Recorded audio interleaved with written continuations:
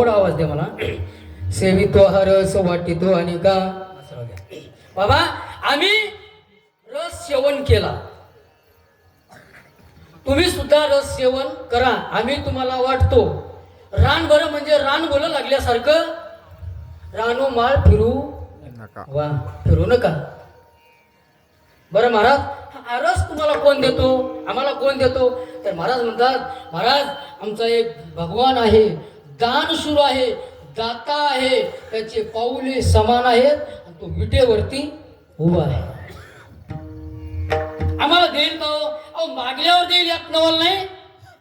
तुमच्या मनामध्ये जरी तुम्ही संकल्प केला ना तरी तुमची इच्छा पूर्ण करतो. पण काय पण म्हणलं की सगळंच गेलं बघा.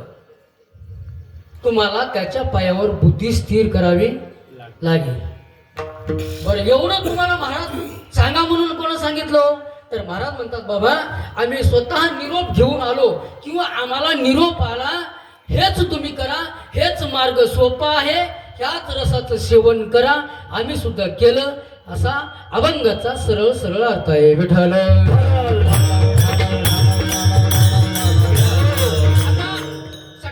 झाला. आता जसं वेळेत बसल जसं बुद्धीला झेपेल. बघा या अभंगामध्ये महाराज जगद्गुरु गोवरांची 3 प्रकारचे अभंग सांगितले. काही अभंग स्वार्थी आहेत, काही अभंग परार्थी आहेत, काही अभंग स्वार्थी परार्थी आहेत. जगामध्ये लोक किती प्रकारचे आहेत? प्रकाराचे 3 तुका मने केले चर. 3 प्रकारचे लोक आहेत. बघा आता 3 प्रकारचे लोक सांगतो तुम्हाला. ह्या अभंगामध्ये स्वार्थ आणि परार्थ दडलेला आहे. 3 प्रकारचे लोक कोणते जगात? काही वर्ग असा आहे महाराज केवळ स्वार्थी. परमार्थातलाही सांगतो आणि व्यवहारातलाही सांगतो. अगोदर व्यवहारातला सांगतो कारण लवकर पटतं. व्यवहारातला स्वार्थी महाराज त्याला कोणाला म्हणावं स्वार्थी?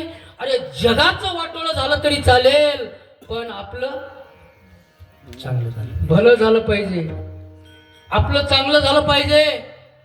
जुने कीर्तनकार उदाहरण सांगायचे महाराज एसटी चालू होती आणि एसटी मध्ये असे आमच्या चोकदार मामा सारखे मिशेवाला दाढीवाला होता. मामाने दाढी काढली, अशी एवढी दाढी लोंबू लागली आणि त्याची दाढी पेटली. दाढी पेटल्यावर तो असा विजू लागला. शेजारचा म्हणला मामा थांबा. म्हणजे का? नाही मला बिडी पेटून घेऊ द्या. त्याची दाढी गेले तरी चालेल पण आपली बिडी पेटली पाहिजे. बरोबर आहे महाराज? अहो जगाचं वाटोळं झालं तरी चालेल, आपलं भलं झालं पाहिजे. हा स्वार्थी. आता परार्थी बघा त्याला गावात आपल्या घरचं लेकरा बाळाचं बायको पोराचं काही देणं घेणं नाही.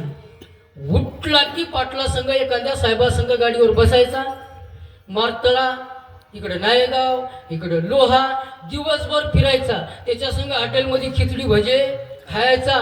येताना थोडी मिळाली तर काय आता मी म्हणणार घ्यायचा आणि हाता हलवीत घरी यायचा. आपला दिवस कटला महाराज. इकडे घरी लोक उपाशी मेले तरी त्याचं देणं घेणं नाही. ह्याला परार्थी म्हणावं व्यवहारातला. आणि 3ऱ्या क्रमांकाचा स्वार्थी परार्थी म्हणजे कोण? त्याच्यात मजूर वर्ग मोडतो महाराज. मजुराचा असं असतं महाराज एखाद्या पाटलाचं 7 दिवसामध्ये एखादी वावर निर्मळ झालं पाहिजे. 7व्या दिवशी काय मिळालं पाहिजे? हप्ता पगार मिळाली पाहिजे. त्याच पैशावर आपला उदरनिर्वाह भागवला पाहिजे. ह्याला स्वार्थी परार्थी म्हणतात. बघा आता आमचे विश्वकर्म महाराज 7 दिवस असा मृदंग वाजला पाहिजे असं लोकांना महाराज मोहित करून टाकलं पाहिजे. जाताना पाकिट सुद्धा मोठं झालं. देदास पाटील